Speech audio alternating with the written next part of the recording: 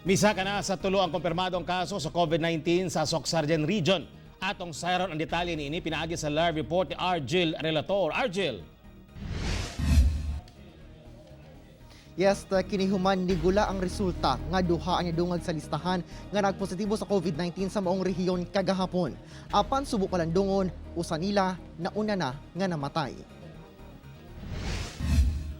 Human ma-discharge kagahapon sa Cotabato Regional and Medical Center ang pinakaunang nagpositibo sa COVID-19. Dunay usa na sab nga na-confine sa maong ospital, human nagpositibo sab sa samang sakit. Giila siya nga si patient 599, usa ka 68 years old nga babae nga taga Cotabato City. Duna kini travel history sa Manila ug niabot sa Cotabato City niadtong March 12. Naka-strict home quarantine ang pasyente, sanglit ana-ana kini sa stable condition. Samtang ang third case sa Socsargen, mao si patient 600 nga usa ka 87 years old nga lalaki nga taga Sultan Kudarat Province. Apan namatay na kini niadtong March 14, una pa manigula ang resulta nga positibo di ay kini sa COVID-19. Wala kini known travel history, apan nakahimamat ni ini ang usa ka kabanay nga gikan ug Manila. Hinuon ang maong kabanay, wala kuno nakitaan og sintomas. Nagsugod na ang contact tracing sa City Health o DOH sa mga nakahimamat sa pasyente. Usa ka semana pa kini gihaya una gilubong, sanglit ulahina nigula ang resulta.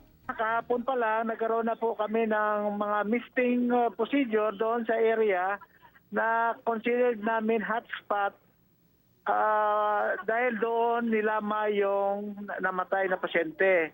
Pangalawa, nagkaroon po kami ng contact tracing, particularly doon sa pamilya. Nisa ka nasab sa 5 ang patients under investigation nga namatay sa rehiyon. Humanatala ang dugang usa nga namatay kagahapon. Usa siya ka 30 anyos nga babae nga taga General Santos City. Wala kini travel history. Ginahulat pa ang resulta sa laboratory test ni ini. Sa Cotabato Province, dunay 1,325 ka persons under monitoring ug 66 ka patients under investigation kung asa 60 na ang nahuman sa 14-day quarantine. Wala pa say natalang nagpositibo sa probinsya. Sa Davao Region, sa 158 ka mga PUI, 9 na ang namatay. Upat ni ini ang negatibo na sa COVID-19, samtang ang 5 nagahulat pa sa resulta.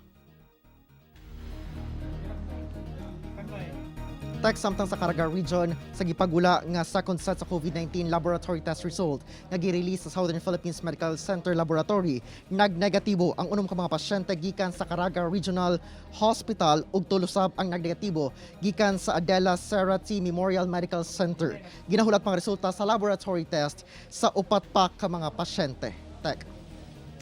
Okay, nagkasalamat Argel Relator.